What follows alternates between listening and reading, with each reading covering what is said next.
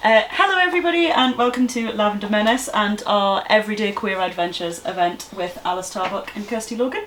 I'm Anna. I have been involved volunteering with Lavender Menace since I think February 2022. We were talking about it just at the beginning of the event. I was here when there were no shelves, so it's really nice to be hosting today. As I said, I'm with Alice Tarbuck and Kirsty Logan, two wonderful writers in multiple forms across poetry and non-fiction and fiction. Alice is two most recent works is The Spell in the Wild, which is your own non-fiction book about witchcraft throughout the year, and The Modern Craft, which is an anthology edited with Claire Askew.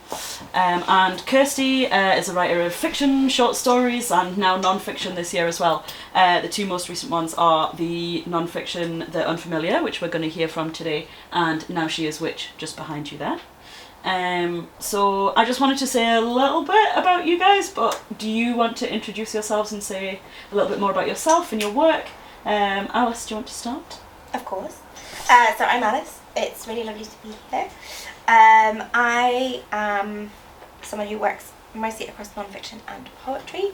I don't really understand how novels work, despite loving reading them and teaching them.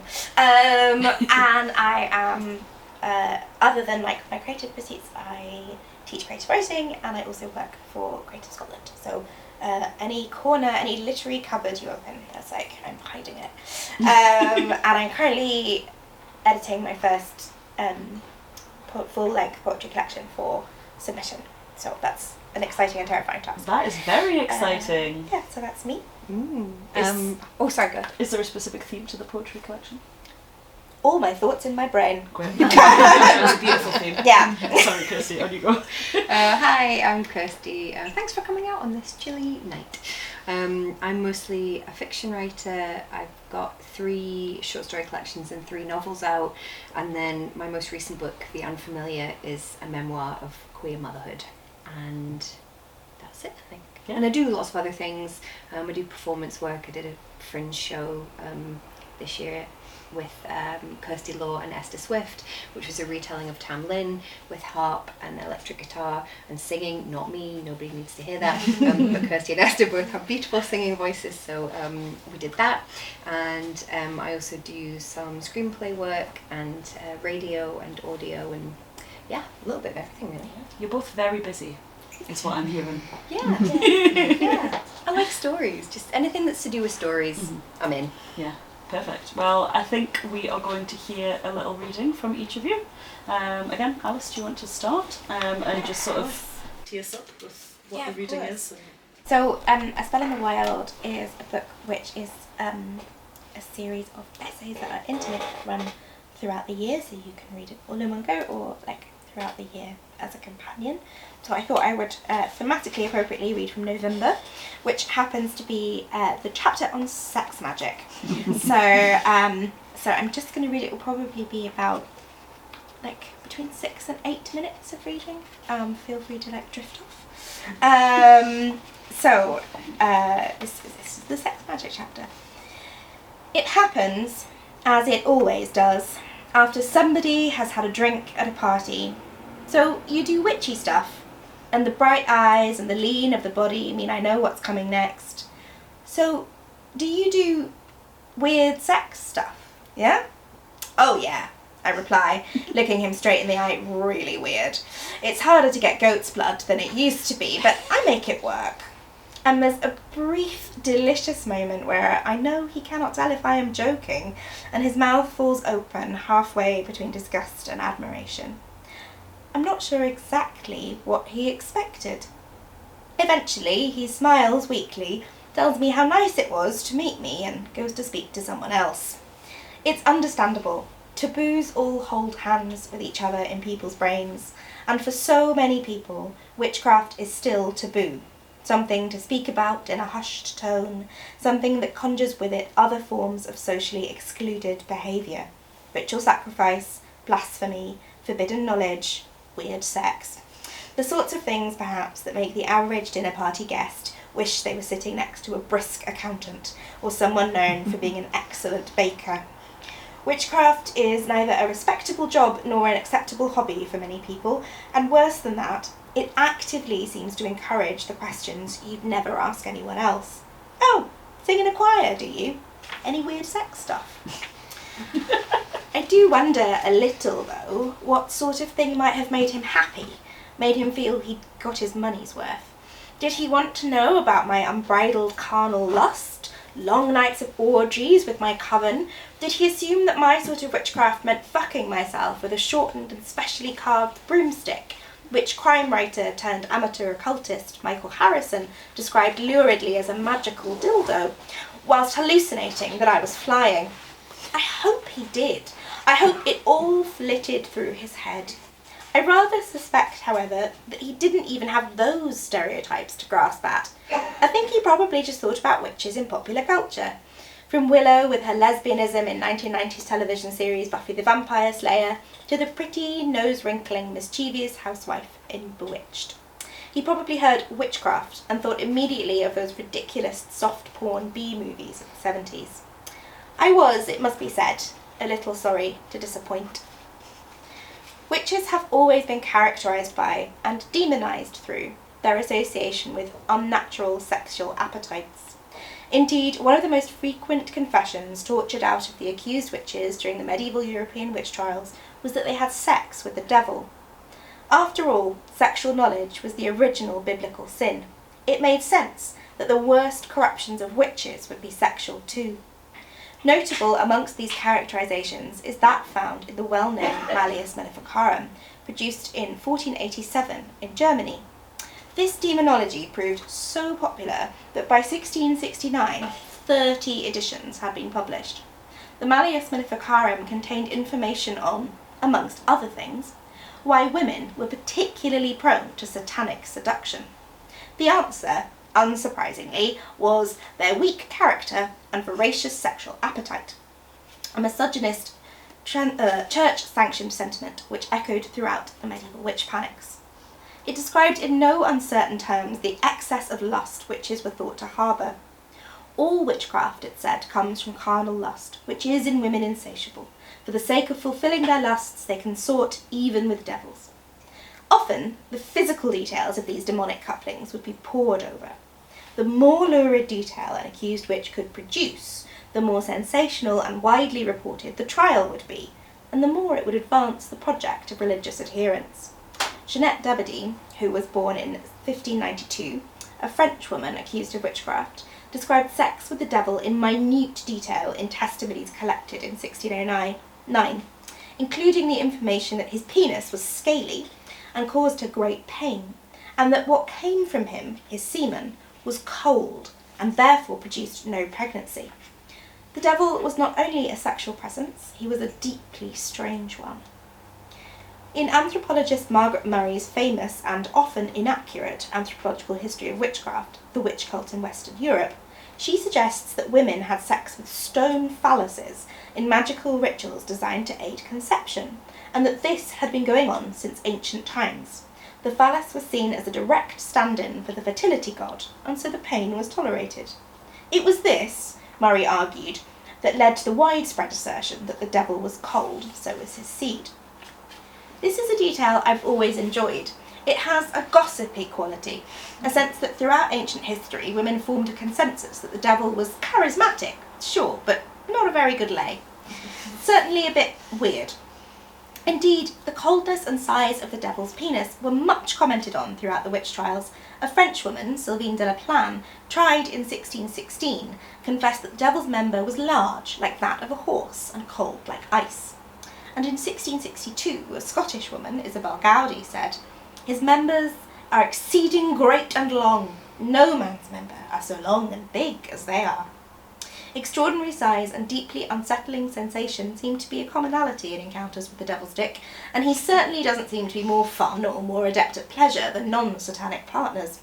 Whilst Murray's theory has very little archaeological or textual evidence behind it, it certainly is appealing in its logic, although I rather suspect that after hundreds of years of unpleasant ritual sex with stone phalluses, someone might have come up with something more comfortable. Given that penises are usually warm, if not hot, in erection, these accounts may simply be a case of inverting biological norms to describe the devil's supernatural evil. Additionally, the medieval conception of hell was that it was freezing, so the devil's penis, being an extension of hell, might logically be considered cold. Besides which, in witch trials, the confessors wanted descriptions of demons and devils that matched those found in books such as the Malleus Maleficarum, so these accounts quickly became similar. So the man who approached me at the party wasn't as far off base as he might have been, or at least he was drawing on stereotypes that have been around for literally hundreds of years. Magic contains a good deal of sex within it, and the weird sex stuff is real, and arguably just as weird as he'd hoped it would be. And because sex is such a taboo in Western culture, sex magic often places itself as a dangerous, exotic, secret form of revolution. Thank you very much. I love that. I love hearing you read it as well, because I've read the book, but yeah, I love the, like, I don't know, the energy that you bring to it, and just the extra layer of sass. It's wonderful. I'd forgotten that there's so much about the devil's penis in that bit, so thank you all for listening to it. Well, I very much enjoyed it. I was like giggling away in the corner over here. Thank you so much. And Kirsty, you're going to give us a reading from The Unfamiliar. So again, could you maybe do a little bit of context setting for where we're at? Well, yes, we did not confer in advance, but the bits that I've chosen to read are also genital focused. Just, I guess that's what's on our minds on this chilly night. But mine, unfortunately, is not very sexy. It's about some other things one can do with one's vagina that's not quite as sexy, but here we go. So, The Unfamiliar is, well, it's a queer motherhood memoir, and the short version is that originally when I started writing this book, it was going to be about me being the non-birth mother, about being the other mother. But long story short, as you will discover if you read this book, that ended up not being our journey. My wife did manage to get pregnant, but had miscarriages. We tried IVF, that didn't work. And eventually we just reached a point where we were told, if what you want is a baby and you don't really mind who it comes from, then the doctor didn't say it in these words, but the implication was, you've got a backup womb here. Give that a go. So that's what we did. So I actually ended up being the birth mother, even though that wasn't necessarily something that I wanted to do. And I actually, my book before this was a book of horror stories called Things We Say in the Dark, and a good third of that book is horror stories about being pregnant and giving birth. So I'm not going to say it was something I was super duper excited about, but you know, we got there. It was fine in the end. So it became more a book about being not a reluctant parent, but a parent in a way that you didn't expect to happen. So I'm going to read you from quite near the start about what do you do with the sperm? There we go. You find a donor. He says he's studying to be a physiotherapist. He's from the Highlands. He spends a lot of time with his nephews. He also says he's healthy and has had a full STD check. You have no proof of this, but have to trust him. He's already fathered 6 other children for 6 different women, though he doesn't call this fathering, he calls it helping, as in, I've helped 6 women. You don't know if you've ever been more grateful for someone's help in your life. Things you and your partner ask the donor. Any family health problems? Do these fertile dates work with your schedule? Can we cover your travel costs? Things you want to ask the donor. Does it make you feel manly to father lots of children? Do you find it sexy when women are pregnant by you? Do you bring specific porn for when you masturbate in strangers' bathrooms? What is it? He comes to your flat and he's young, shy. Your partner has popped to the shop to get some biscuits, so you invite the donor in and offer him tea, coffee, juice, water. He doesn't want anything. He sits in the furthest away chair, tucked in the corner. You chat awkwardly for a while. You don't know what's the appropriate length of time to chat to him. The thing is that he's not your friend. You've never met him before, and to be honest, you're not particularly interested in him as a person, but you don't want him to know that. You don't want him to feel used, like you're only interested in him for his sperm, even though you are quite literally only interested in his sperm. Your partner returns with the entire biscuit section of the supermarket. The donor says he doesn't want a biscuit, thank you. You're relieved that she's back. You know she's more likeable than you, funnier and more casual. You know you come across as stuck up and distant when you're nervous. More than anything, you want the donor to like you. You want him to feel you're worthy of what he's giving you. Eventually there's an extended pause and he says, should we? And so you do. Your donor goes into your bathroom to masturbate. Your partner goes into the bedroom to masturbate. You stay on the couch, not masturbating. You put the TV on. The flat is small and quiet, and you don't want them to feel like you can hear their intimate sounds. You don't want them to be able to hear each other. Or would that help him? Does he find the whole thing strangely arousing? Or is it a mere physical chore, like cutting his toenails? Your partner wants to orgasm both before and after the semen goes in. She's read that the rhythmic pulses of an orgasm will pull the semen up into the womb and help with conception. This seems frankly ludicrous to you, but then again this whole thing feels ludicrous. You fidget on the couch. How long is it supposed to take? You turn the TV volume down. You don't want to distract either of them with inappropriate and unsexy sounds. The choice is Countdown or Judge Judy. But who could orgasm to the ticking clock or the bang of the gavel? Sexy TV would be even worse. This isn't sexy, this isn't sex. But both of them need to orgasm separately in separate rooms without thinking about what each other is doing. And you need to sit here and pretend you're watching TV and not waiting for 2 orgasms. You hear the bathroom lock click. You feel it would cheapen the whole thing to offer him money, but you want to offer him something. You can't think what, so you just thank him when he leaves the little tub of semen on your toilet tank, hoping he can see from your shining, wide-open eyes how genuine you are. You carry the semen through to the bedroom, tucked in your bra to keep it at body temperature. Your partner is on the bed, naked from the waist down, lower body propped on pillows. She's masturbating, eyes closed, focused. You lurk by the door. You can smell her cunt. It's arousing. I could help, you'd said to your partner the night before. You'd imagined candles, music, kissing, a coming together. You'd imagined a sex act, the way most babies are conceived. Well, not exactly the same way. You know how to make her come. You've done it a lot. You've done it 7 times in one session. That was in the early days of your relationship, but even several years in, you're a reliable provider of between 1 and 3 orgasms. We could do it together, you say. No, your partner replies, then softens. It's not about you. I don't find it sexy to have a random man's bodily fluids in me. We just have to get it done. You'd imagined fucking like you usually fuck, but this isn't fucking.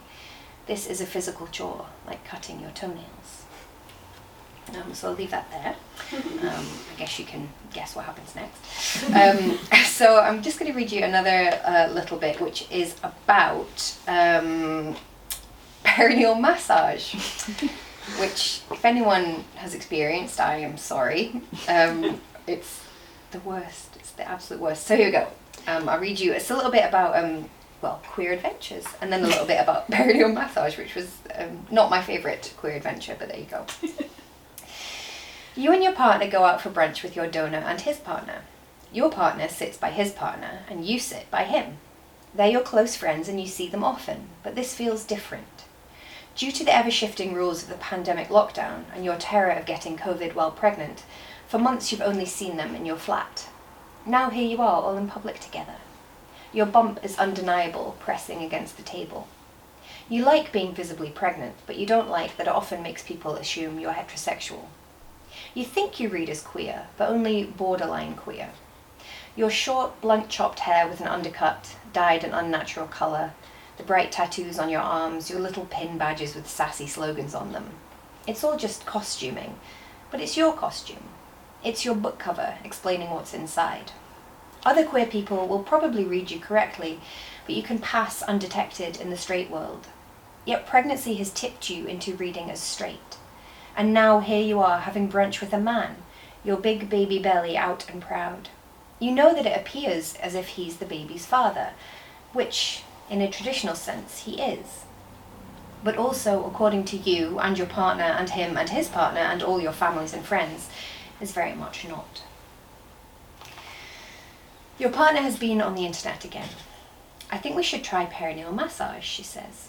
She's bought a tiny bottle of oil specifically for this purpose. You examine the bottle. You know your partner is feeling bad about going back to work after the summer holiday.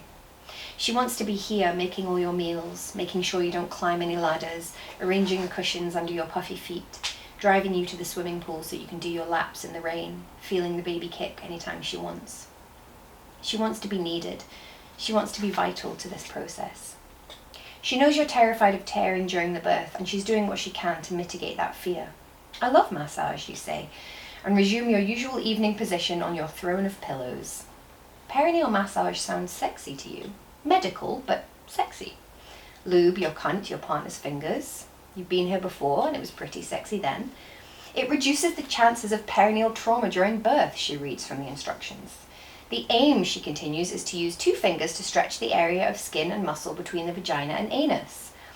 Words like stretch and trauma should clue you in to what's about to happen, but you're still hung up on the word massage. Massage is pleasant, relaxing, enjoyable. What's not to like, you say? Your partner slips her thumbs inside you, then presses them gently against the back wall of your vagina. The instructions say I should hold it for 2 minutes and you should feel a bit of a stretching feeling, she says. Do you feel it? You don't feel anything much. She's being too hesitant. You know it won't work if you don't feel it. You have to do it a bit more, you say, and she does, just a tiny bit, a millimetre more, and you hear yourself cough out, what the fuck? It's not a stretching feeling. It is a horrible, aching, burning feeling. It feels like someone is uncomfortably stretching your genitals, which is exactly what it is. She asks if you can feel it now, and all you can do is grimace.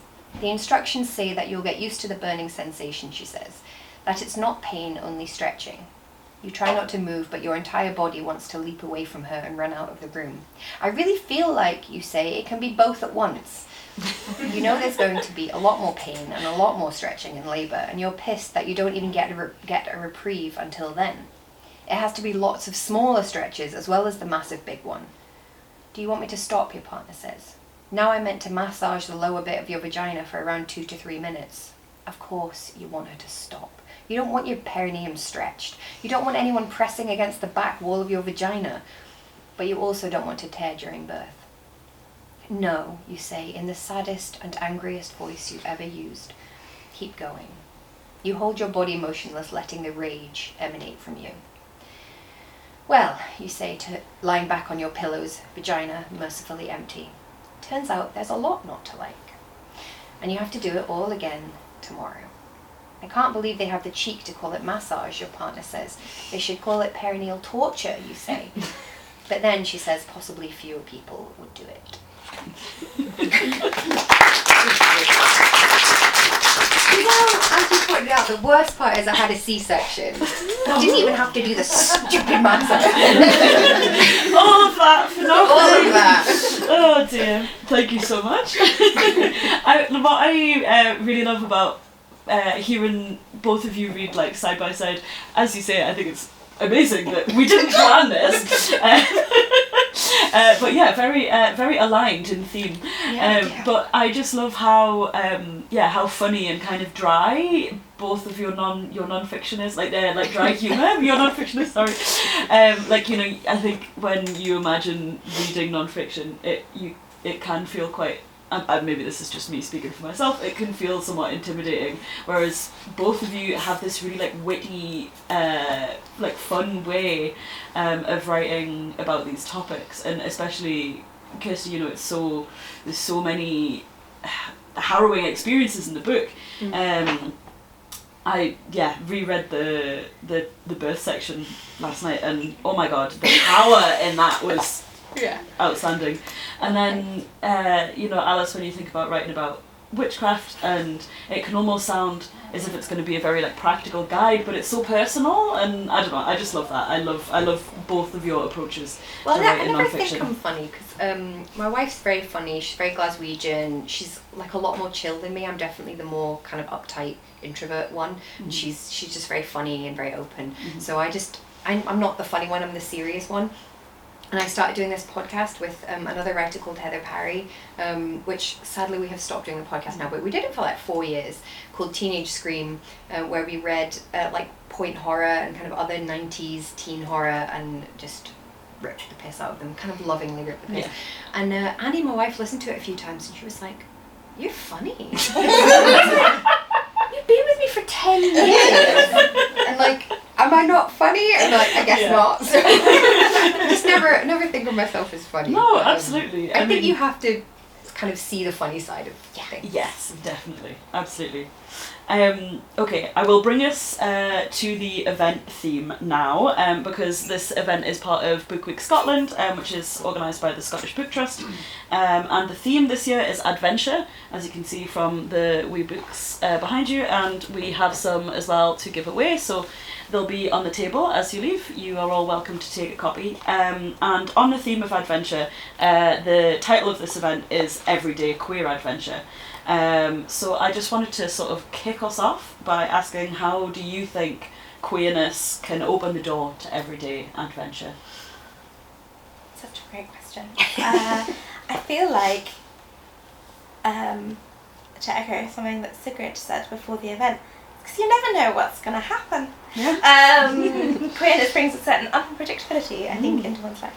I think one of the things that's very interesting about the idea of a queer adventure is this idea that when you are queer, not always but often, there is a departure at some point from what we might think of as the kind of stereotypical or archetypal like life journey, which straight people, not all of them, but are more able to undertake. Things like having a baby look very different, or like and obviously we all know the statistics about like employment rates and people who are more likely to live beneath the poverty line and all that stuff. So there's like moments of departure and self-discovery which I think look very different from archetypal narratives, and I think that can be a site of great pain for people often and loss, but it can also be a site for like amazing adventure, because I think once you realise that all the rules are fake and everyone is lying, and you don't have to do all those things to be happy, and in fact if you try and do all those things you're less likely to be happy, especially if you're queer, because you're like, oh no, why am I here? Like there's an invisible man who lives in my head who is a lawyer who went to my university, who my mum would love me to marry. He's not real, he's like an archetype, and if I had married him I would have an Arga. That's my belief about myself. Somewhere out there I am extremely depressed and I have 2 children at an expensive private school, but I have an Arga. I feel like he's called Arthur. He is definitely called Arthur. I'm sure and he works a lot. Yeah. And probably good. Yeah, and he says he stopped taking Class A drugs now, he's no longer young, but we're not sure. And I had a lot of work done. That's the other thing that happens in this fantasy. So Arthur and I, sadly, are not together in the real world, and I'm much, much happier for it. But it's funny how much he haunts me. Arthur is like my heteronormative possibility.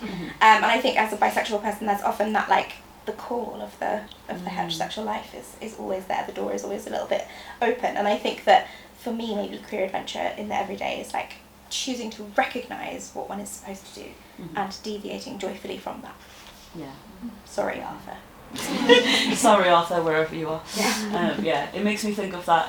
There's a quote by the writer Ocean Vuong that's like, being queer saved my life, and that's how it opens, and I'm gonna paraphrase, but it's basically because it offers you that choice, right? And it makes you question, is this sort of pre-written life, is this enough for me, basically? So sorry, Ocean, again, wherever you are, for saying that. Nowhere nearly as beautiful as Ocean wrote it, but yeah. And what about you, Kirsty? I love that. Do you know, I unbelievably for 4 years went out with a man, a real life man who exists Called in Arthur? the real world. No, who I just every time I say this, I'm like, was this definitely me? Who was a sailor from the Highlands and was really into cars and like the Kaiser Chiefs. Just 4 years. What? A lovely boy, really lovely boy. And like in another life, we got married, and yeah, I'm probably kind of sad, which is a shame. Wouldn't have been his fault, but it would just be the way that it is. Yeah, that's a good question, and I think the reason I called the book The Unfamiliar was obviously I like the witchy familiar kind of link, but also because I think relationships of all kinds and parenthood of all kinds and homes of all kinds to some extent are all the same, but are also completely different.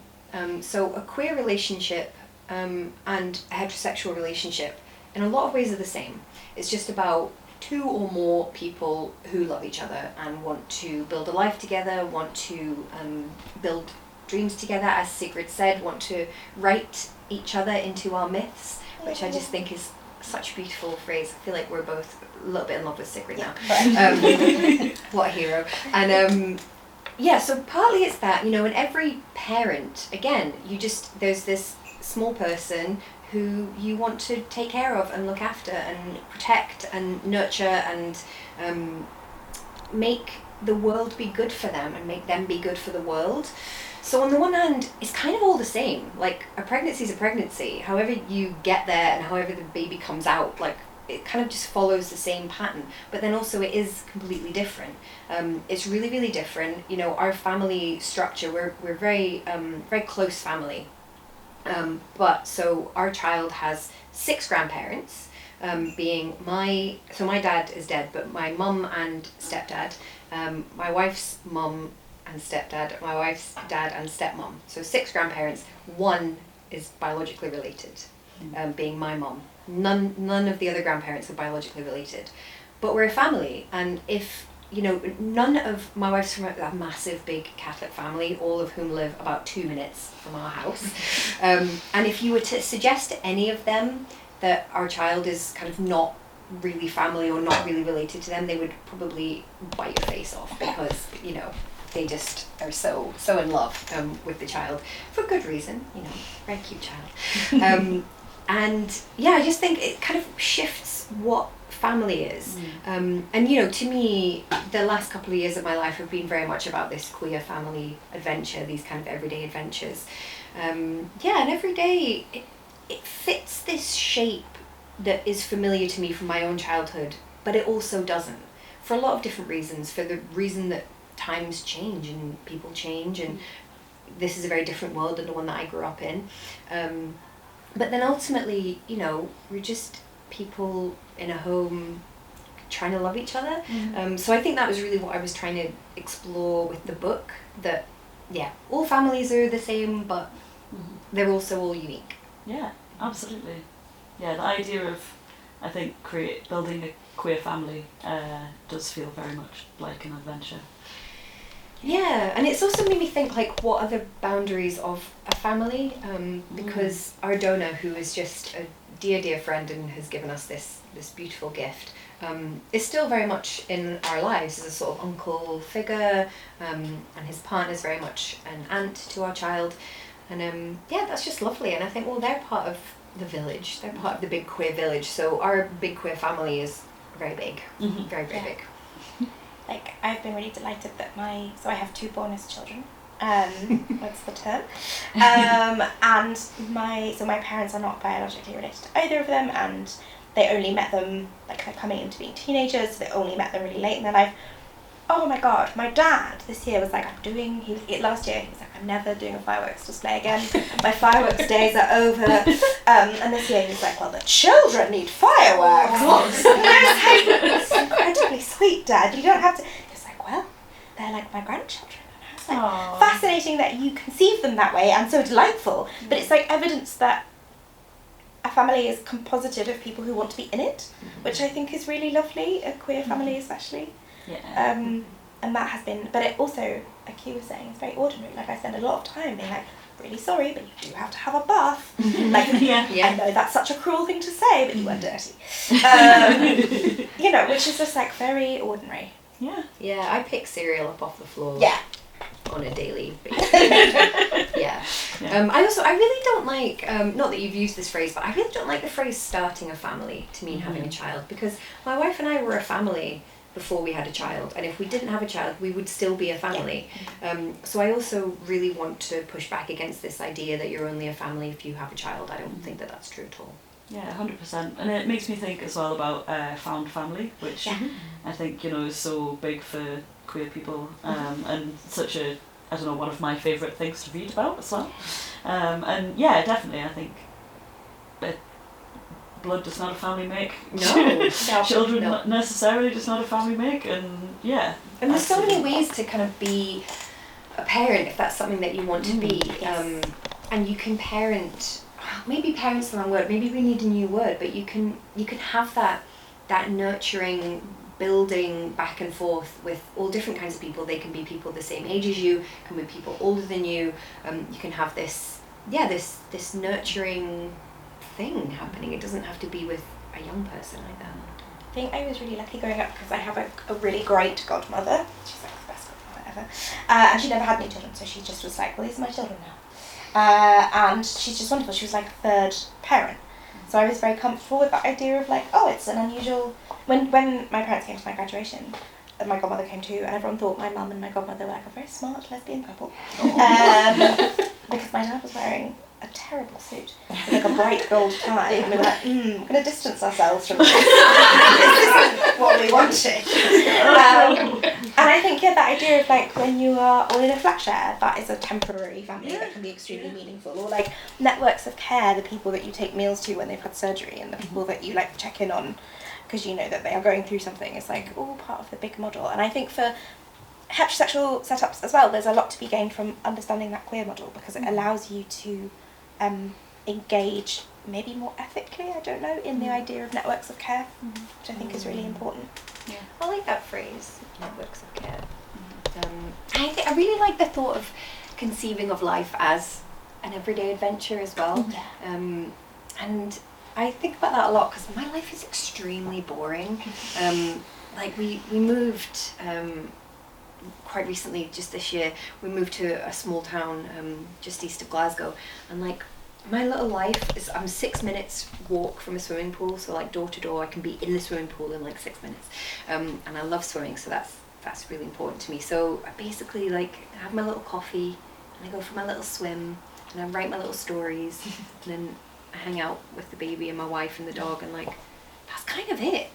And I just love it. But to me that is an adventure. And if I ever become famous enough that somebody writes a biography of me, it will be so boring.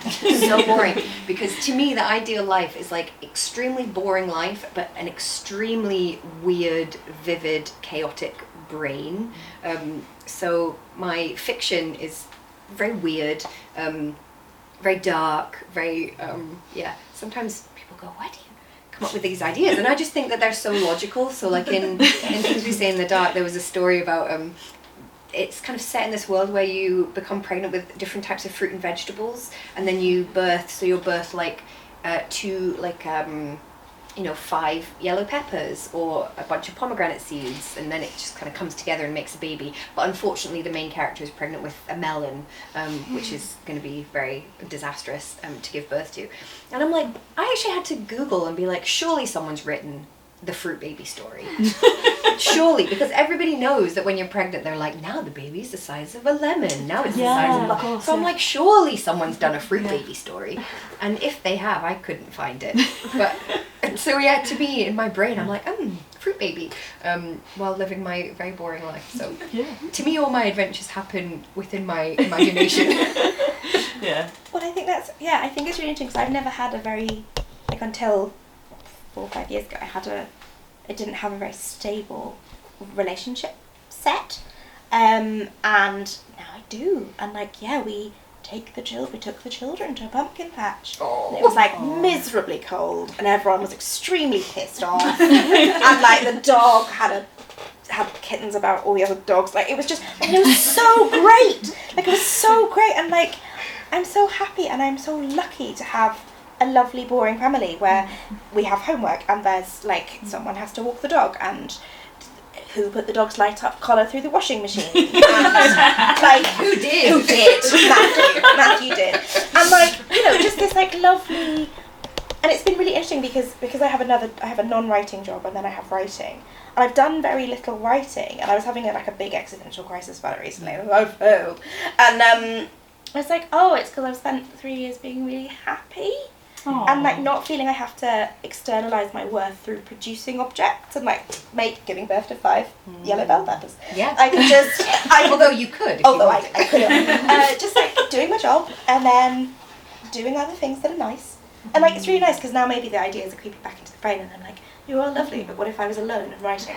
Which is a good feeling, but it took 3 years to come. Can we talk about it? Can we, just to go way off piece, can we do, I want to know your thoughts about this industrial revolution, capitalism thing of tying worth to productivity. Because that's something I've been thinking about a lot lately. So I would love to know your thoughts. I just think it's really bad. TLDR. Yeah, it's really bad. And like, so I'm a chronically ill person, and like I had a massive breakdown when I was 21, and it was severe enough that it caused a lifelong chronic illness. And the breakdown was about like the stupidest thing in the world. Was about not getting a distinction in my master's. Like I was like driving myself to like ruin to get a distinction so I could do a PhD at my university. None of which needed to happen.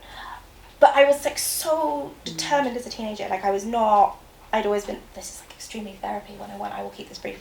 I'd always been told that I was like not the pretty sister. I was not particularly. I looked like a potato for a very long time. Some might argue it's never really faded, but like it's, you know, I was very solid and grave and joyless, and the one thing I was really good at was like being really good at school. Yeah. And I was like, I'm gonna leave all you fuckers behind. I'm gonna go away to a place where other people are really good at school. Briefly had a time at university of being like, people were like, you're quite cool because you're not as geeky as I am, and I'm like, well, it would be hard. So, you know, like 3 halcyon years. But like basically I have always believed that the sum total of my worth is the continual jumping through as many great hoops as I can. I mean, like Getting the stars. So just as many gold stars as possible, and I get really glum if I've not done a thing that will give me a gold star recently. I'm like, oh, no achievements for me. And if I fail at something, it's like, well, have you considered simply ceasing to exist? Like just get into the earth and let the moss absorb you. Like, you know, and it's nonsense. It's all complete nonsense. But I didn't know any other way to be happy because capitalism's really good at lying to you.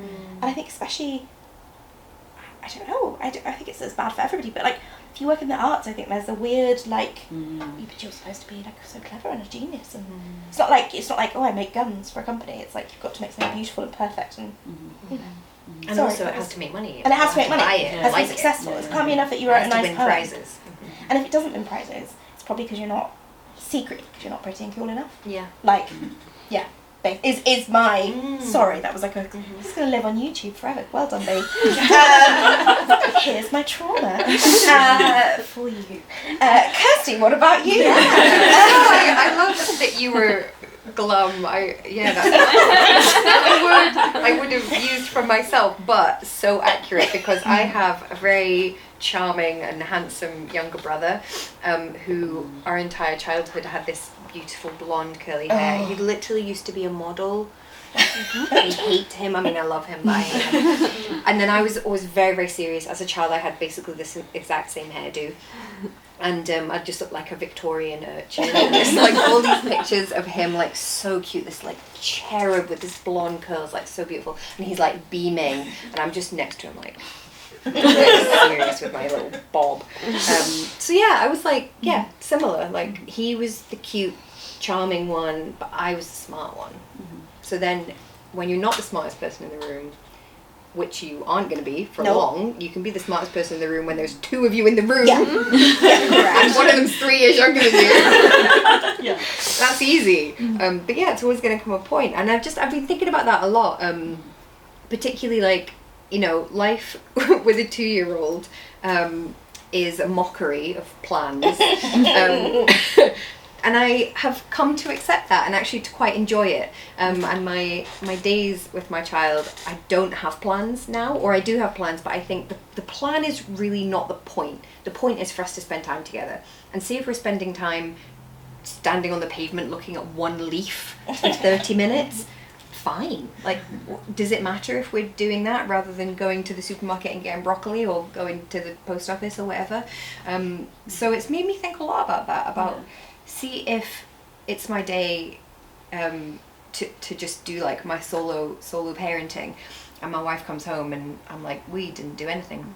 We walked to the end of the road and looked at a pebble and then we walked back again. Like, great.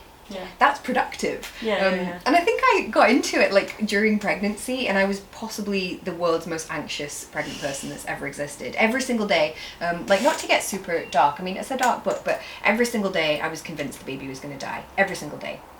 because that was all we knew. So all we knew so far was multiple miscarriages and failed IVF. We did not know what it was like to have a pregnancy that resulted in an actual alive child. So the only thing I knew was like, the baby's going to die, it's just a matter of when is this going to happen, or what point along the journey is this going to happen. So I was incredibly anxious, but I also allowed myself to kind of do nothing. I think probably because I was so anxious that I would sort of be quite self-monitoring, which I don't know if it is actually a super healthy thing to be.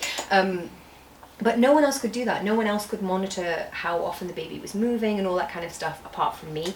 So I would just spend quite a lot of time just like being, just literally doing nothing, sitting in a chair. And we had these like a vase of flowers on the windowsill, and I would just sit in a chair by the window and watch the flowers slightly sway in the breeze for like an hour, which seems wild to me now, but I was like, no, I'm actually doing something. Like I am actively growing a person and monitoring that person right now.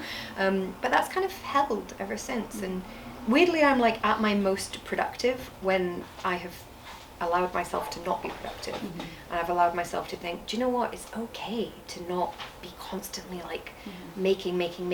And I also think maintenance is a really important thing. We moved into a really old house and it just needs like constantly maintained. Like every time it rains, I'm like, what bit of the ceiling? And yeah, so it's just like, it's not exciting. Like the exciting thing is like paint it or do a new thing, but also like just maintaining, Cleaning the gutters. cleaning the gutters, and just like the thing is health. I'm not trying to put, I don't believe obviously in putting like a moral purity on health, because we aren't necessarily in control of health, but just to the best of my ability, like maintaining this physical self that I have. I think there's just a lot to be said for that. Yeah, because I mean, self-care online looks like bath bombs and face masks and stuff, but actually sometimes it's cleaning the gutters, unfortunately. Like going to the dentist. Is I had the most horrendous experience the other week. I had to get a tooth out, and it was not my favourite thing, but I'm like, well, that's self-care. Getting a tooth pulled out if it needs to come out, and that's it. And what kind of struck me as you were both talking there was how Alice, you were saying part of why you haven't been as productive recently is because you've been happy. How can we this expectation to be productive all the time, and how that seems to stand in opposition to happiness, I don't know, it's just very frustrating. I don't know, Well, definitely, it's really interesting because I definitely don't want to be like, well, people can't write when they're happy. Produce new work, because I don't believe that. I really don't. But I think, but I do think that like proving myself was a driving force that is now more absent. But yeah, I feel like we all need to watch more leaves. Yeah, definitely. Honestly, because I think it does make us happier. Yeah. I was going to ask actually how your like magic practice maybe helps with some of that feeling of resisting the urge to just produce all the time. That's a really interesting question, because I think one of the things that having a spiritual practice of like any kind, whether it's like going to the yoga mat every day or whether it's like brewing these silly little potions, as I do, is really useful because it is you can perceive it.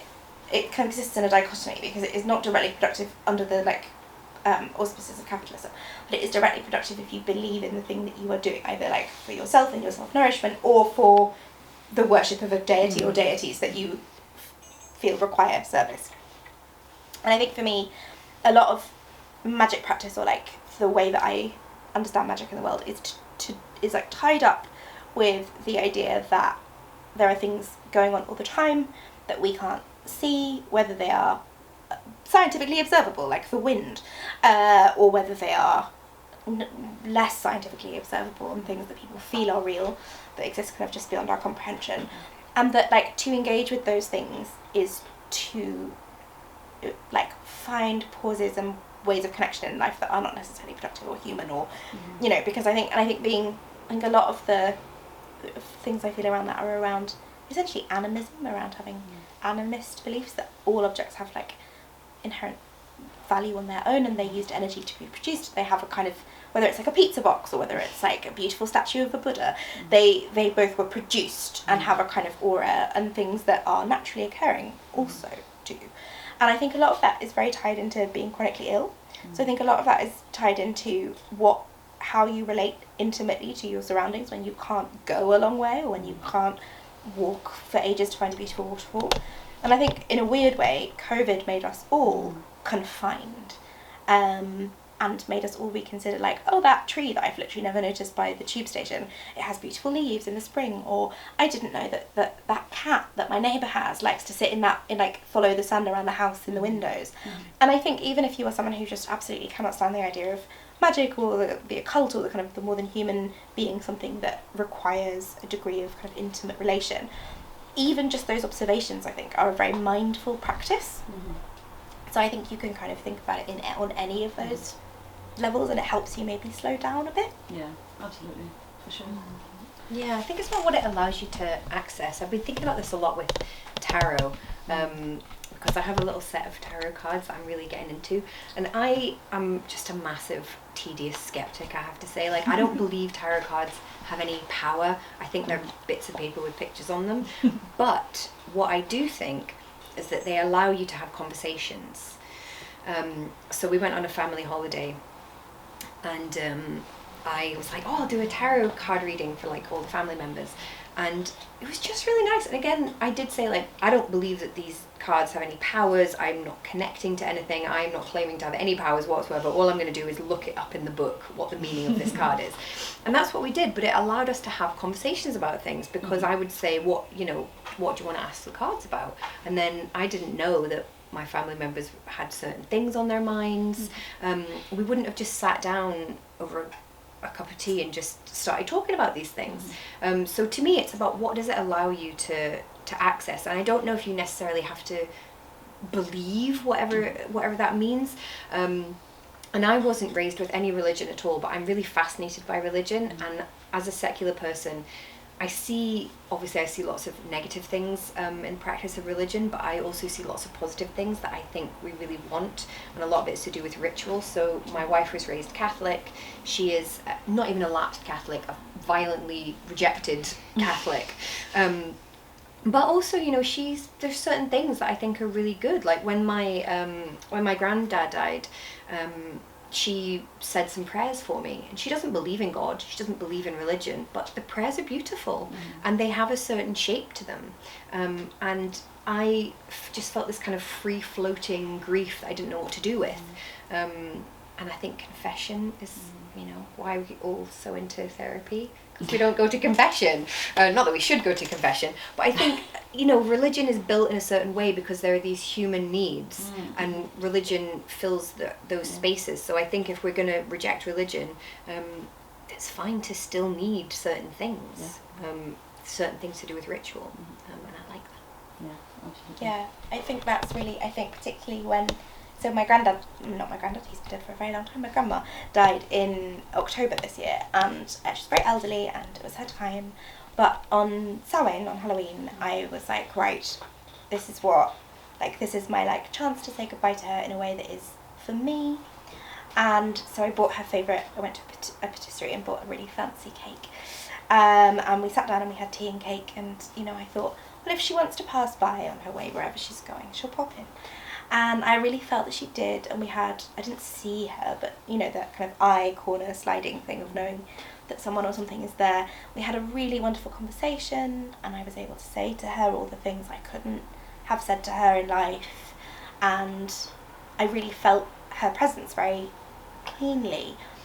And then at the end, I kind of let her go with grace and put the candles out, and disposed of all the food, and in loads of cultures people leave offerings of food and money and treats for the dead, to see if they want to come and visit. And it was really wonderful to have, for me, a magical structure around witchcraft to facilitate that cathartic, beautiful moment that was very important for me, because I'd felt that her death was, as it was right to be, a very family affair, quite kind of, public facing, and I hadn't had a kind of chance to say goodbye to her on my own, and it was really, really important, and I feel much more settled about the whole thing afterwards. And I think whether it's going to a church or having someone say prayers or undertaking a ritual, it is exactly what you're saying. It's that need to like put the grief in a shape. Oh, that was so beautiful. Thank you for sharing that. How do we find little ways to push back against the non-queer elements of life? How do we queer it up? Yeah, how do we queer it up? Yeah. Nice. Yeah. I feel like a way of queering it up, I'm going to steal that, is like tiny bits of activism in your day. Like, I am not a good activist. I'm extremely claustrophobic. I'm terrible at going on protests. Because I'm under 5 foot tall and I've been crushed more than once. So I'm a very like armchair activist person, but like a little 5-minute break to email your MP.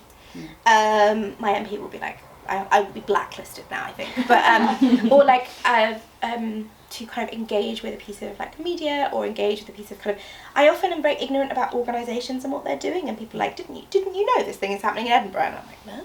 So I try and like seek things out and make sure that I'm kind of connecting into things, which is like a very small thing to do, and I'm not claiming that it has any particular virtue, but I think it is like a nice way of tuning out of what I'm like a dominant narrative and into like people doing cool things that I didn't know about in ways that maybe I can help or signal boost or donate to or whatever. So that's my 2 cents. I like that. I'm going to do a 2-part answer, because I suppose when I'm thinking about queerness, I suppose there's multiple ways of looking at it, but one way would be actual queer identity out in the world, and what do we do for that, and then also a slightly wider sense of queer. So I would say for the first one, to just enjoy queer media, enjoy queer books, queer music, queer films, games, just anything. And I would also say, particularly if it's a smaller creator, someone who isn't a super famous name, get in touch and tell them. If they're on social media, message them on social media, or email them if you can find their email, if they've got a website, contact form or anything, particularly if they're a writer, because we just, as you know, we just live our little quiet lives typing our little stories. So it actually does make a difference. And I think sometimes people don't want to message because they think, I don't want to, they probably get loads of messages, and maybe they do get loads of messages, but that doesn't mean they're not going to appreciate being told that this work that they've put out into the world is actually being appreciated. So I would say that. I would also say, I personally think just living your queer life in a really open way has value in a way that you might not even know. So I do a lot of school visits, which, I write about perineal massage and horror where you give birth to vegetables. So I'm clearly an obvious choice to talk to young people. I don't really know why, but I do a lot of school events and I really, really enjoy them. And I got a message recently on Instagram from someone who I had been at their school years ago, and the workshop was nothing to do with queerness. It was just a general writing workshop. I think I just did some exercises and things. And this person said that I was the first queer person that they'd ever met in real life, that they knew was queer. And it was a Catholic school, and they said they just had never met someone. And I wasn't even talking about it. I must have just mentioned as an aside, oh, my wife and I are doing blah blah at the weekend, or whatever, we've got this dog, or just anything. And they remembered that, and they just then looked me up online. They said that now they're non-binary and are living their queer life now. And I'm not saying obviously that was down to me or anything, but just I think it makes a big difference that if a young person or anyone, an older person, doesn't feel comfortable living that queer life, just seeing someone doing it, you're never going to know what impact that has on someone. I wouldn't have known if this person hadn't messaged me that they'd even noticed, and I also think in queerness, in the older sense of being not a straight line, I think just go a queer route, maybe not tonight because it's dark, but maybe in the daytime, if you always walk a specific route somewhere, go a different way, or just my wife and I used to play this game where I had a random generator thing on my phone that would just say left, right or on, and we would just walk around, and then every time we got to an intersection we would see what it said and then go that way. And we just in our neighbourhood where we lived, and you end up seeing all this like different architecture that you hadn't seen before, and like look up, look down, look at the leaf on the ground. So I would say, like, in that wider sense of queerness, just like do something a bit different. Okay, so what is the process of capturing small everyday moments? How does that lead to something that you would like to write about? So that is a great question, thank you, and a really tricky one. I think for me there are like two answers. The first is that I think that, so when I write poetry, I'm a kind of gently experimental poet. And I, partly because I really strongly believe that form is the form and texture of writing is as important as in terms of communication as the syntax or the grammar or the story.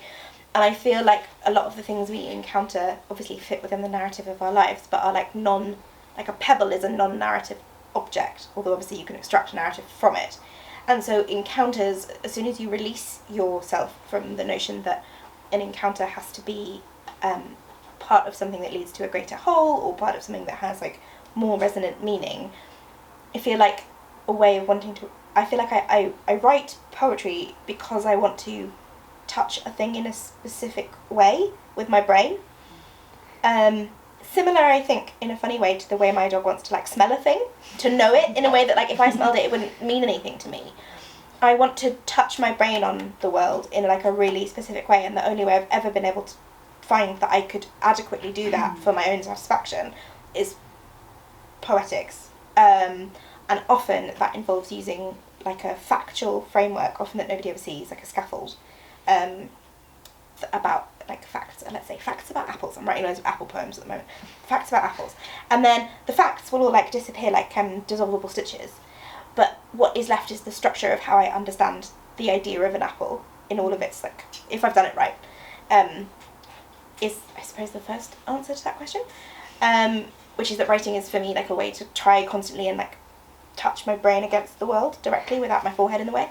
And I guess the second bit of the answer is that I don't think I have a very important life, but I think everybody's life is like equally unimportant. Like I imagine that even very important people like looking at leaves and that kind of thing. And I think I often just have like a big bank of stuff that I've not even noticed that I've experienced. And when I come to write something, I'm like, I think it all lives in your body in a funny way, and I think if you practice noticing, it all is like bioavailable to be digested by your pen. Horrifying. And like, so it is like the composition of your total self is everything you've ever experienced. And I guess none of it is can be hierarchically ranked properly. This is a terrible answer.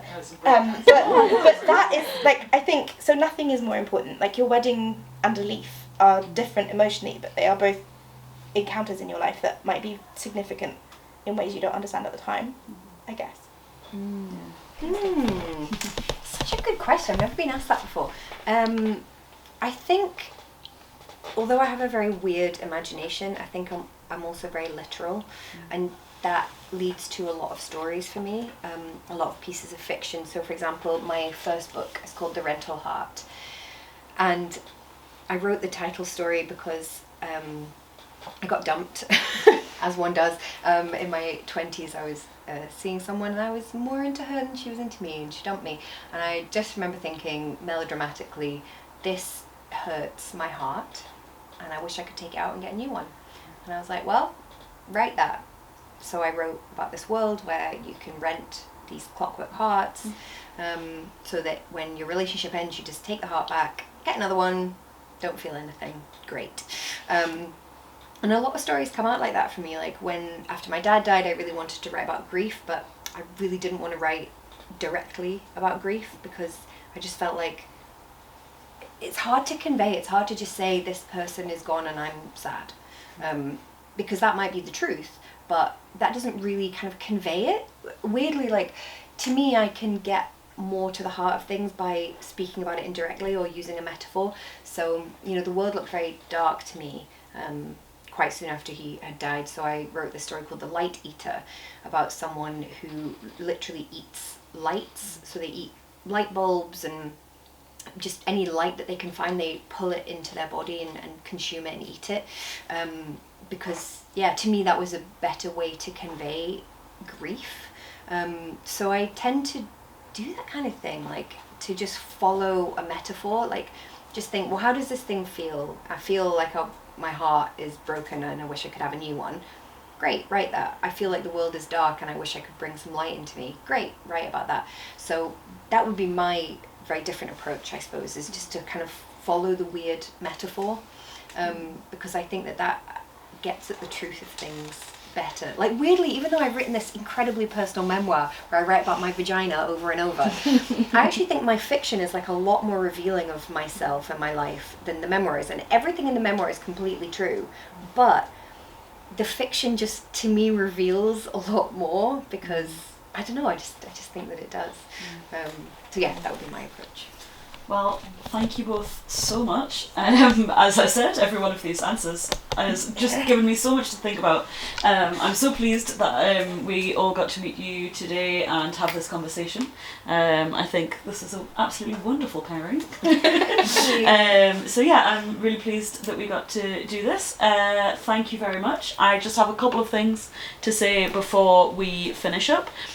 Which is just a reminder that you can pick up your Book Week Scotland copy of Adventure. Thank you again to Kirsty and Alice. We'll just give them a little round of applause.